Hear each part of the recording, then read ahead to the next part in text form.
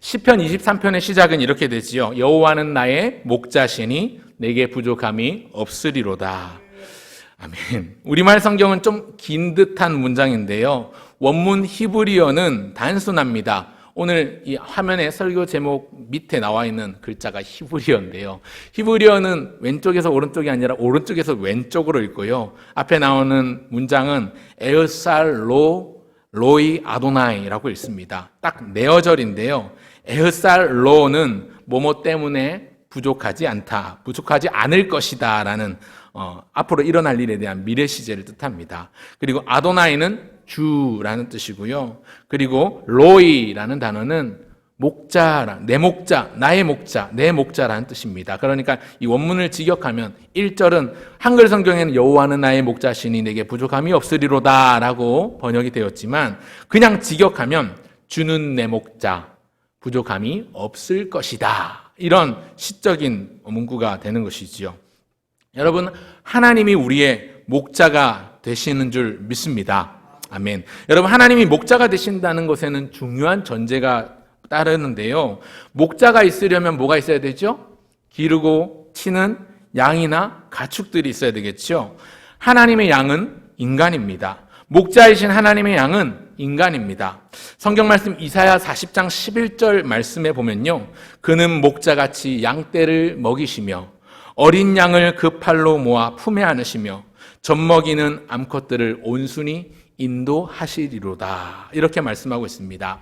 사실 이사야 40장 11절만 아니라 성경 곳곳에 확실히 하나님을 목자로, 인간을 양으로 자주 비유하는 것을 우리는 이미 잘 알고 있지요. 목자 되신 주님과 양된 우리의 관계에 있어서 특별히 양의 문제가 무엇인가, 우리의 문제가 무엇인가, 그 문제를 목자이신 주님께서 어떻게 해결해 주시는지를 오늘 시편 23편 말씀을 통해서 함께 묵상한 바를 나누고자 합니다. 시편 95편에도 보면 우리는 그분의 손의 양이라, 그분은 우리의 하나님이시다, 이렇게 노래하는 것을 볼 수 있는데요. 오늘 기억하실 세 가지로 말씀드리려고 합니다. 첫째는 어딜 가든지 두렵지 않게 하신다는 것입니다. 한번 따라 하실까요? 어딜 가든지 두렵지 않게 하신다. 아멘. 여러분 4절을 한번 보시면요. 오늘 본문 4절에 보면요. 내가 사망의 음침한 골짜기로 다닐지라도 해를 두려워하지 않을 것은 주께서 나와 함께 하심이라. 주의 지팡이와 막대기가 나를 안위하시나이다. 이렇게 말씀하고 있습니다. 여러분 방금 양과 목자에 대해서 제가 언급을 했는데요. 양이라고 말하면 흔히 가장 먼저 떠오르는 이미지들이 있지요. 아마 그 첫 번째 이미지는 연약함일 것입니다. 연약한 이미지. 양은 실제로 연약한 동물입니다. 그도 그럴 것이 다른 동물들은 자기 스스로를 방어하거나 자기 몸을 보호할 만한 여러 가지들을 갖춘 경우들이 많습니다. 예를 들면 자연과 비슷한 색으로 변해서 몸의 색깔을 변해서 공격을 피한다든지 천적의 공격을 피한다든지 아니면 튼튼한 다리가 있어가지고 튼튼한 신체에 다리가 발달해서 맹수가 나타나면 도망을 간다든지 아니면 특별히 어떤 한 부분이 강력하게 발달을 해서 그것을 무기로 삼는다든지 이렇게 합니다. 그래서 그런 것들을 기반으로 해서 천적이 나타나고 무서운 맹수가 나타나면 그것을 기반으로 싸우든지 도망을 가든지 하는데요. 그것에 비해서 다른 동물들에 비해서 양은요. 자기를 보호할 만한 어떤 확실한 무기나 생존을 위한 어떤 자구책이 없습니다. 양은요. 아주 겁이 많은 동물입니다. 그래서 늘 초조하고 불안한 동물인 것 같습니다. 그런데 성경은 우리 인간을 이 동물, 양에 비유합니다. 겁이 많은 동물이라고 말씀드렸는데요.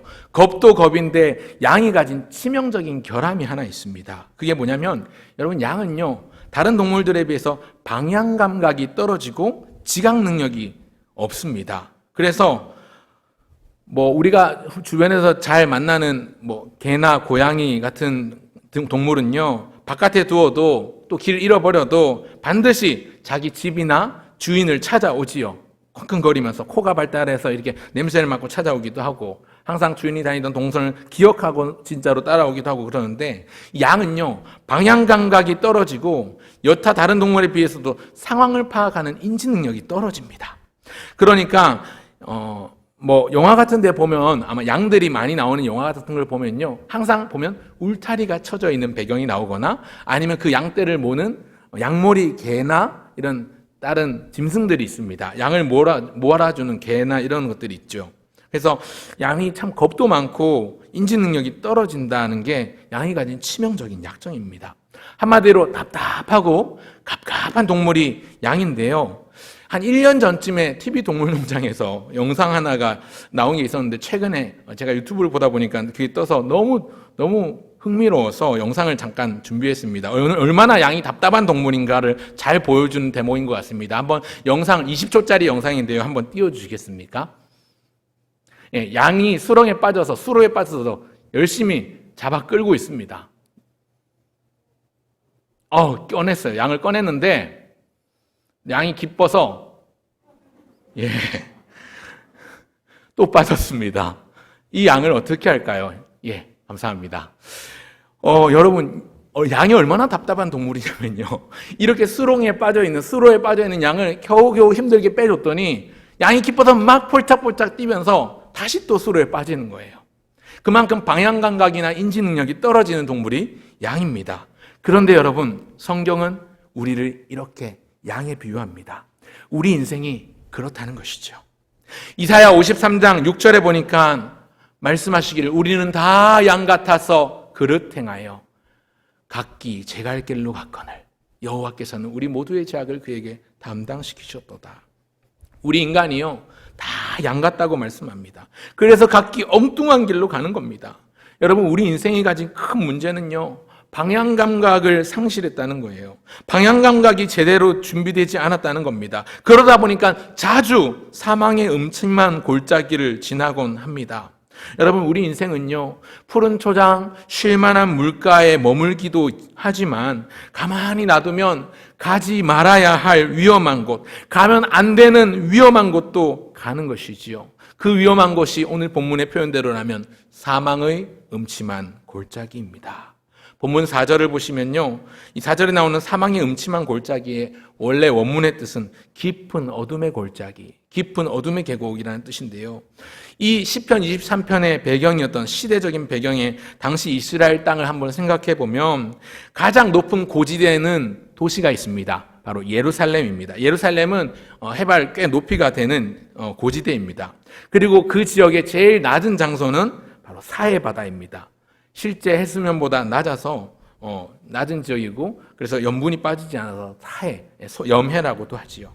근데 이 예루살렘에서 사해 바다로 내려가는 중간 어기쯤에 광야가 있습니다. 사람들은 이 광야를 유대 광야다 혹은 유대 사막이다 이렇게 부릅니다. 근데 그 유대 광야에는요 아주 가파른 계곡들이 도처에 깔려 있습니다. 또 바닥에는요 우기 때 내린 많은 비로 인해서 땅이 침식되거나 함몰된 수렁들도 많이 있습니다. 그래서 어떤 수렁은요 4에서 5m 정도 이상 되는 깊은 수렁도 있어서 한 번 빠지면 사람조차도 스스로의 힘으로 자력으로 빠져나오기 힘든 그런 수렁도 있었습니다. 그러니 양들이 이 유대 광야를 지날 때 껐떡 잘못하면 깊은 수렁에 빠지겠지요. 그러다 보니까 항상 양들은 죽음의 공포와 두려움을 안고 이곳을 지나가는 것입니다. 그런데 여러분, 이것이 우리 인생과도 참 닮아 있습니다. 우리 인생도 종종 죽음에 대한 공포감을 느낄 때도 있고요. 또 막연한 두려움을 안고 매일매일 하루를 살아가면서 그렇게 어두운 골짜기를 더듬더듬 지나가는 것 같습니다. 참 어려운 게 뭐냐면 여러분, 부지런히 열심히 성실하게 움직이는데 문제는 어디로 가는지를 몰라요. 여러분, 지금 내 인생이 어디로 가고 있는지 그 방향을 잘 분명하게 알고 계십니까? 혹여 잘 모르시겠다면 잠시 멈추고 걸어온 길을 반추해보고 또 내가 어디로 가는지를 분명히 점검하고 확인해 보시길 바랍니다. 여러분, 양과 같이 방황하는 인생들에게 가장 확실한 해답은요, 목자의 인도를 받는 것입니다. 목자의 인도를 받는 것. 한번 따라할까요? 목자의 인도를 받으라. 여러분, 아무리 방황하는 인생이라 하더라도, 양같이 방황하는 인생이라 하더라도 목자가 곁에 있으면요 걱정이 없어요. 왜냐하면 그 목자가 양들을 이끌어주기 때문입니다. 오늘 읽은 시편 23편은 다윗의 시로 알려져 있습니다. 다윗이 소년 시절에 양떼를 돌보던 경험이 고스란히 이 시편 23편에 묻어납니다. 자기를 양으로 여기고 목자이신 주님을 노래하는 것이 참 의미가 있습니다. 어디로 갈지 인생의 갈피를 못 잡고 방황할 때에 그 방향을 잡아주시고 이끄시는 분이 바로 하나님이시라는 고백을 다윗은 이 시편 23편에서 하고 있는 것이지요. 다시 4절을 같이 한번 읽어보면 좋겠는데요. 4절 같이 한번 읽어볼까요? 시작. 내가 사망의 음침한 골짜기로 다닐지라도 해를 두려워하지 않을 것은 주께서 나와 함께 하심이라. 아멘. 해를 두려워하지 않을 것은 주께서 나와 어떻게 하신다고요? 함께 하심이라. 여러분, 인생에 많은 위기들이 있고 많은 위해들이 있지만 그 해가 두렵지 않은 이유는 목자이신 그 하나님이 나와 함께 하시기 때문입니다. 함께 하실 뿐만 아니라 뭐라고 말씀합니까? 주의 지팡이와 막대기가 나를 안위하시나이다. 이 말은요, 나를 지켜주시고 나를 보호해주시고 나를 감싸주신다는 뜻입니다. 여기 지팡이와 막대기가 나오는데요, 여러분, 이 지팡이는요, 양들이 가끔 수렁에 빠지면 그 2m 정도 되는 그 구부러진 끝이 이렇게 둥글게 구부러진 그 지팡이 끝으로 수렁에 빠진 양들을 잡아 끌어서 건져내는 것이죠. 지팡이입니다. 또 막대기는요, 옛날 이 유대 광야 지역에 서식하던 승냥이 때 일이나 들개 같은 사나운 짐승들이 양을 공격하려고 위협할 때 그 짐승들을 쫓아내고 위협하는 도구로 막대기가 쓰였습니다. 그러니 막대기와 지팡이로 나를 안위하신다는 이 말씀은, 이 고백은요, 주님이 나와 함께 하실 뿐만 아니라 나를 보호해 주시고 나를 지켜주시고 나를 깊은 수렁에서 건져주시는 분이라는 것을 노래하고 있는 것이죠. 그렇기 때문에 나는 두려워하지 아니하리로다, 그렇게 고백하고 있는 것입니다. 사랑하는 성도 여러분, 오늘 전지전능하신 하나님, 모든 것을 아시고 모든 것을 하실 수 있는 그 주님이 내 목자, 저와 여러분의 목자이심을 믿으시길 바랍니다. 여러분, 우리를 보호해 주시고 동행해 주시고 인도해 주시는 그 목자 되신 주님을 더욱 뜨겁게 사랑하시고 더욱 간절히 의지하시고, 그래서 주님의 인도함을 받는 저와 여러분 모두가 되기를 주의 이름으로 축원합니다. 아멘. 그런가 하면 둘째로 기억할 것은요, 양의 문제가 무엇인가?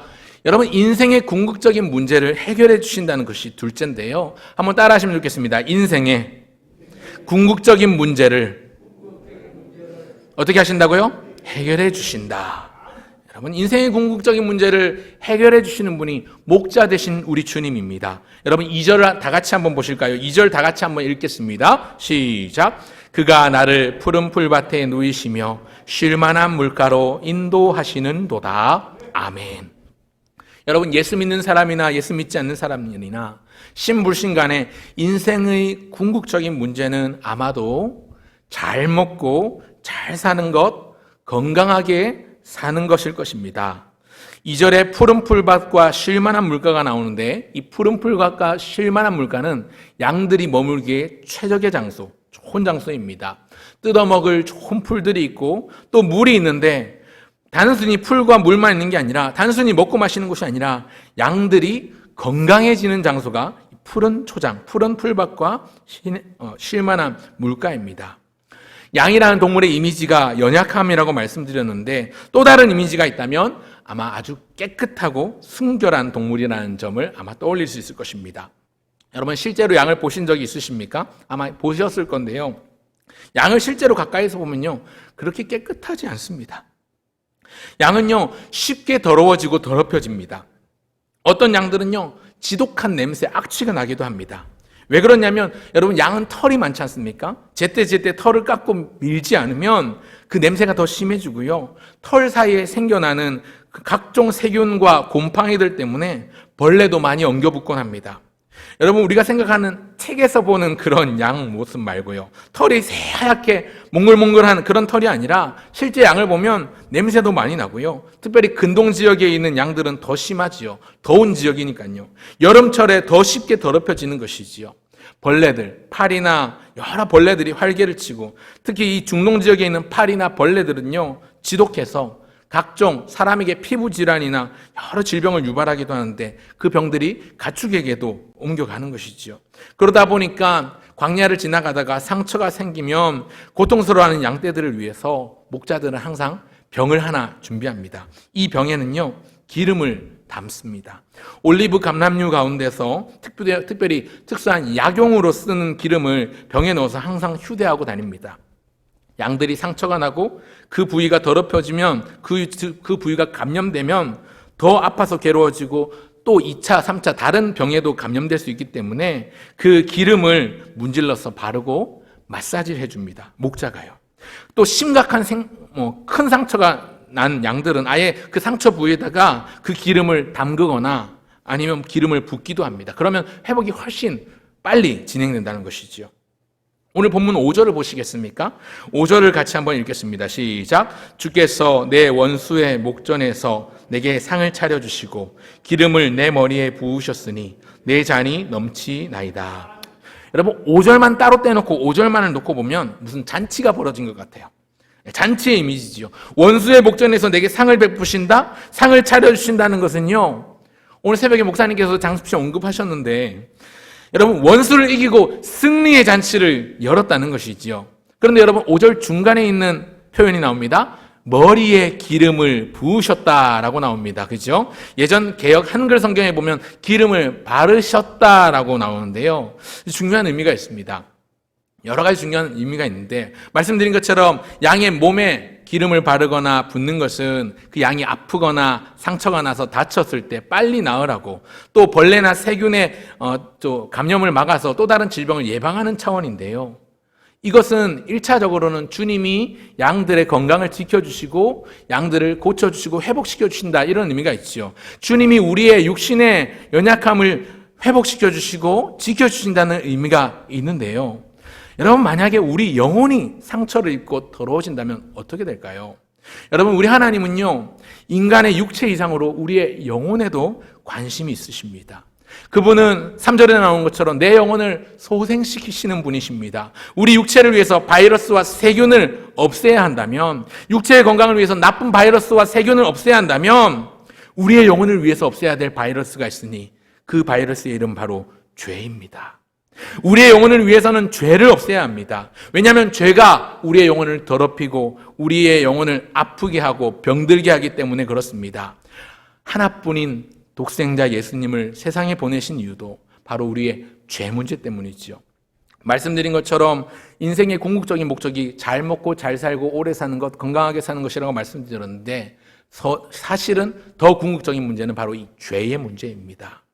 여러분 구약시대에요, 사람의 머리에 기름을 붓는 행위는 3가지 정도 있었습니다. 이 3가지가 아니면 사람의 머리에 함부로 기름을 붓지 않습니다. 어떤 경우냐면 첫 번째는 왕을 세울 때, 두 번째는 선지자를 세울 때, 또 세 번째는 제사장을 세울 때 머리에 감람류, 그 관유를 붓는데요.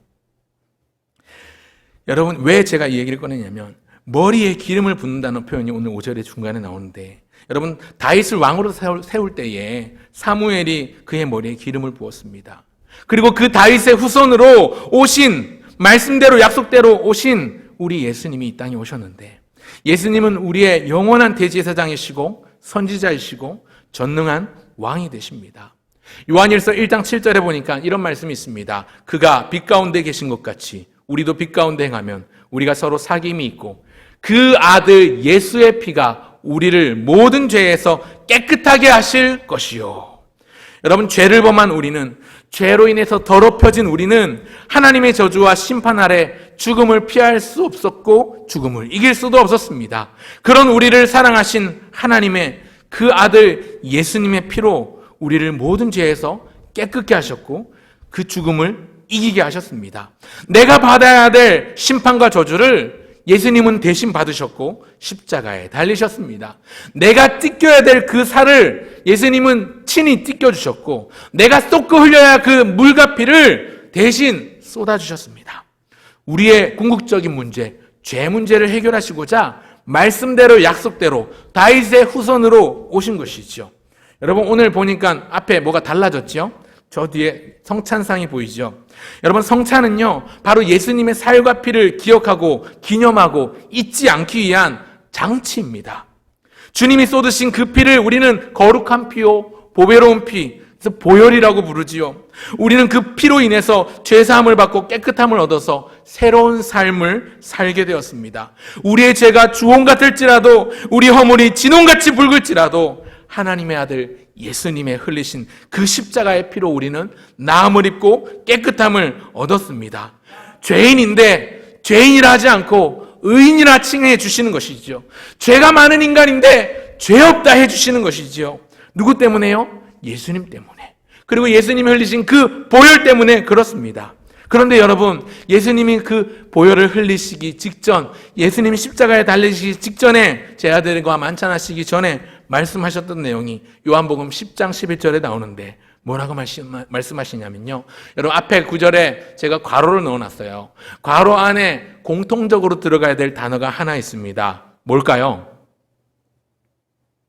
보여주시죠. 한번 읽어보겠습니다. 다 같이 시작. 나는 선한 목자라. 선한 목자는 양들을 위하여 목숨을 버리거니와. 이 표준세 번역을 보니까 나는 선한 목자다. 선한 목자는 양을 위하여 자기 목숨을 버린다. 이렇게 세 번역이 그렇게 표현하고 있습니다. 또 같은 장 15절에 보면요. 14절과 15절에 보면 이런 표현이 나오는데요. 나는 선한 목자라. 나는 내 양을 알고 양도 나를 아는 것이 아버지께서 나를 아시고 내가 아버지를 아는 것 같으니 나는 양을 위하여 무엇을 버리노라? 목숨을 버리노라. 여러분, 예수님은 십자가를 지시기 전에 이미 말씀하셨어요. 나는 양들을 위하여 목숨을 버리노라. 나는 선한 목자다 말씀하시고 나는 양들을 위하여 목숨을 버리노라 이렇게 말씀하셨습니다. 선한 목자이신 예수님이 양들을 위하여 목숨을 기꺼이 아낌없이 내놓겠다고 하셨습니다. 우리는 다 양 같아서 그릇 행하여 각기 제 갈 길로 갔거늘. 여러분, 만일 우리 예수님이 목자가 아니라 그냥 싹꾼이었다면, 그냥 일하는 종이었다면 도망쳐버렸을지도 모르죠. 아마 싹꾼이었다면 도망쳤을 겁니다. 그런데 참 주인이시고 참 목자이시고 선한 목자이시기 때문에 자기 양을 위하여 목숨도 아끼지 않으셨습니다. 사랑하는 성도 여러분, 오늘 우리의 궁극적인 문제, 우리의 죄 문제의 유일한 해결은 그리스도이신 기름 부음 받은 예수님밖에 없는 줄 믿으시길 바랍니다. 선한 목자 구주 예수님이 우리 인생의 궁극적인 문제에 죄에 대한 유일한 해법임을 믿으시는 저와 여러분 모두가 되시기를 주의 이름으로 축원합니다. 아멘. 그런가 하면 마지막 셋째는요, 양식을 예비하시고 먹여주신다는 것입니다. 한번 따라하겠습니다. 양식을 예비하시고 먹여주신다. 아멘. 여러분, 양식을 예비하시고 먹여주시는 분이 우리 목자 되신 주님입니다. 다시 2절을 한번 볼까요? 2절 같이 한번 읽겠습니다. 시작. 그가 나를 푸른 풀밭에 누이시며 쉴만한 물가로 인도하시는 도다. 아멘. 여러분, 우리 인생의 궁극적인 문제가 아까 죄 문제라고 했는데 죄 문제 말고 한 번 더 말씀드렸던 게 있죠. 잘 먹고 건강하게 잘 사는 것이라고 인생들이 가진 숙제라고 말씀드렸는데, 양들이 잘 먹고 건강하도록 목자 되신 주님은 푸른 풀밭, 푸른 초장으로 쉴만한 물가로 깨끗한 물이 흐르는 냇가로 이끄시는 목자, 그분이 우리의 주님이십니다. 여러분, 물이 참 중요한데요. 홍수 때는요, 물이 얼마나 많습니까? 그렇게 물이 넘쳐나는데요. 정작 그 홍수 때 귀한 게 뭐냐면 마실 물이에요. 생수가 귀하죠. 아무 물이나 마시면요, 무서운 병에 걸리거나 또 몸에 이상이 생기죠. 얼마 전 내린 폭우로 인해서 서울 쪽에, 강남 쪽에, 여기 부평도 비가 꽤 많이 와서 막 물에 잠기고 그랬었는데요. 그런 물은 마시면 건강에 바로 이상이 옵니다. 막 두드러기도 나고 막 이상한, 몸에 이상 신호가 오죠. 깨끗한 물, 깨끗한 냇가, 이런 게 정말로 양들의 건강을 위해서 필요한데요. 목자이신 주님께서 양된 우리가 여기저기 다니며 기진맥진 지친 그런 상태에서 좋은 꼴, 양질의 풀이 있고 깨끗한 물가, 충분히 쉬어갈 만한 물가로 인도하셔서 오늘 보면 3절에 보면 내 영혼이 소생한다고, 내 영혼을 소생시킨다고 그렇게 노래하고 있습니다. 3절 보십시오. 내 영혼을 소생시키시고 자기 이름을 위하여 의의 길로 인도하시는도다. 내 영혼에 힘을 주시고 회복을 주시고 내 영혼을 살려주실 뿐만 아니라 자기 이름을 위하여 의의 길로 바른 길로 인도해 주시는 분이 목자 되시는 우리 주님이라는 고백인데, 여러분 오늘 양된 우리가 의의 길로 바른 길로 가기 위해서 반드시 붙들어야 될 양식은 바로 하나님의 말씀입니다. 하나님의 말씀을 읽는 것, 하나님의 말씀을 듣는 것, 하나님의 말씀을 쓰고 암송하는 것, 주야로 묵상하는 것, 마치 양이 좋은 양질의 풀을 뜯어먹고 쉴만한 깨끗한 물가에서 몸을 회복하는 것처럼 우리가 바른 길로 걸어가기 위해선 하나님의 말씀을 가까이 해야 합니다.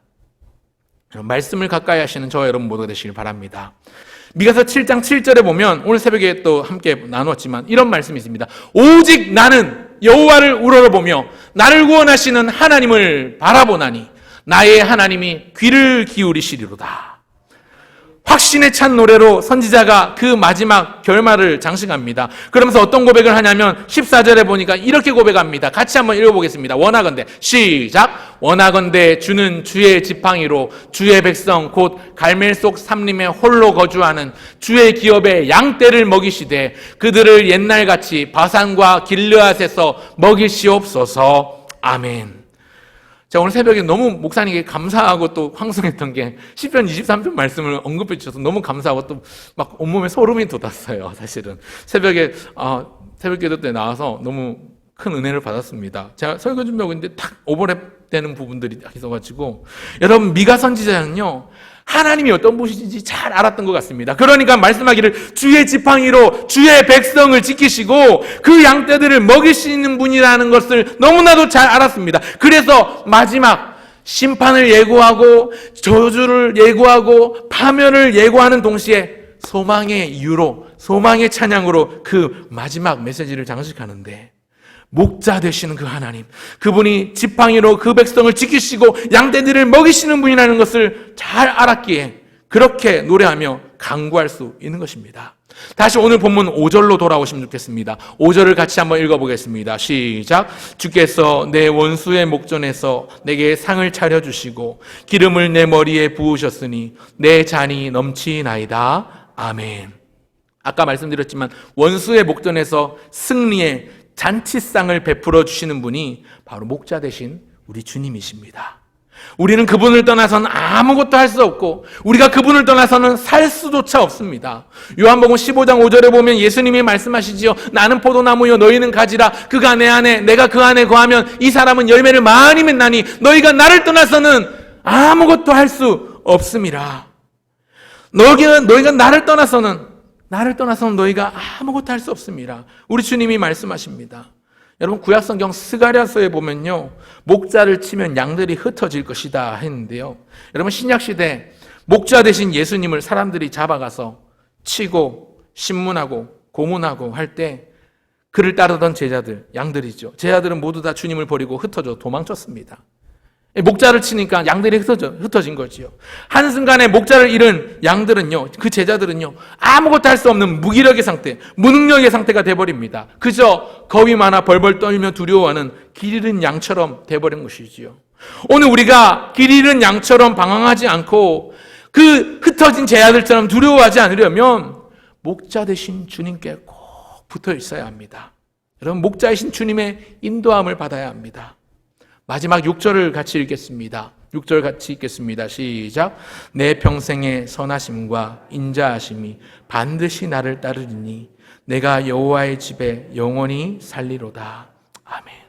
여러분 내가 주님과 동행한다면 나의 평생에, 내 인생 평생 동안 그분의 선하심이 나를 따르고 그분의 인자하심이 나를 따르고, 마치 양떼들을 이끄는 목자에게 양머리 개가 옆에서 따라다니면서 그렇게 양들이 따라다니는 것처럼 내가 주님과 동행하면 나에게 선하심이 따르고 인자하심이 따르는 그 목자 되신 그 주님과 함께라면 마지막 다짐처럼 그분의 집에 영원히 살겠습니다. 그렇게 다짐하면서 시편 23편이 끝나는데, 여러분 생각해 보십시오. 영원히 사는 것도 감사한데 그 영원히 사는 것이 주님의 집입니다. 주님과 함께 삽니다. 주님은 선하시고 인자하신데 그분과 영원히 살 수 있다는 것이 얼마나 귀하고 행복한 고백입니까? 사랑하는 성도 여러분, 우리에게 이런 소망이 있지 않습니까? 우리도 영원히 주님과 함께 거하게 될 것입니다. 어디서요? 저 천국에서. 여러분, 천국에 대한 소망이 있으십니까? 아멘. 오늘 눈을 감으면 여러분 천국에 가실 수 있겠습니까? 아멘. 여러분 방황하던 내 인생, 아프고 병들었던 내 인생, 죄 문제를 해결하지 못해서 그저 죄의 수렁에서 헤맬 수밖에 없던 불쌍한 인생, 두려움에 사로잡힌 나를 위해서 우리 주님이 십자가에 달려 죽으셨다가 사흘 만에 부활하시고 다시 살아나셔서 오늘 우리에게 다시 오구마 약속하신 그리스도이신 부활하신 예수님이 오늘 저와 여러분 모두의 목자이십니다. 말씀을 맺겠습니다. 여러분 아주 유명한 그림이 있습니다. 아마 집집마다 신방용으로 가지고 있는 상에 보통 이런 그림이 그려져 있더라고요. 얼마 전에 임시노예인데 노예 갔던 교회 벽면에도 이 그림이 벽화가 크게 박혀 있는 걸 봤는데요.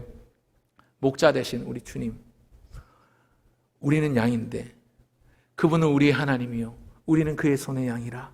우리에게 걱정이 없는 이유, 우리에게 두려움이 없는 이유는 내가 잘나서가 아니라, 내가 강해서가 아니라 목자 되신 주님이 계시기 때문입니다. 오늘 본문의 고백처럼, 다윗의 고백처럼 오늘 저와 여러분도 우리도 고백할 수 있었으면 좋겠습니다. 여러분 살다 보면요, 반드시 푸른 풀밭 쉴만한 물가만 아니라 반드시 사망의 음침한 골짜기로 힘든 길을 걷는 순간이 옵니다. 살다 보면요, 반드시 힘든 순간 오게 되어 있습니다. 안 오는 사람 없습니다. 그러나 그렇다 해도 목자이신 주님이 계시고 그 목자이신 주님이 내 목자이시기 때문에 불안해하지 않고 초조해하지 않고 두려워하지 않고 오히려 목자이신 주님 손을 더 붙잡으면 좋겠습니다. 그런 믿음을 가지시는 저와 여러분 모두가 되시길 바랍니다. 그래서 여러분 오늘 세 가지 말씀드렸는데요. 첫 번째는 뭐였죠? 첫 번째, 어디를 가든지 두렵지 않게 하신다. 두 번째는 뭐였습니까? 인생의 궁극적인 문제를 해결해 주신다. 세 번째 뭐였죠? 양식을 예비하시고 먹여주신다. 빨간 글자만 읽어보시면 어린 양이 됩니다. 제가 오늘도 고민 많이 했죠. 예. 여러분 어린 양 예수 그리스도의 보혈의 은혜로 오늘 우리가 살아있음을 기억하면서 감사함으로 오늘도 주님 앞에 주님을 사랑함으로 주님이 주시는 구원과 평강의 은혜를 그 복을 누리시는 저와 여러분 모두가 되시기를 주의 이름으로 축원합니다.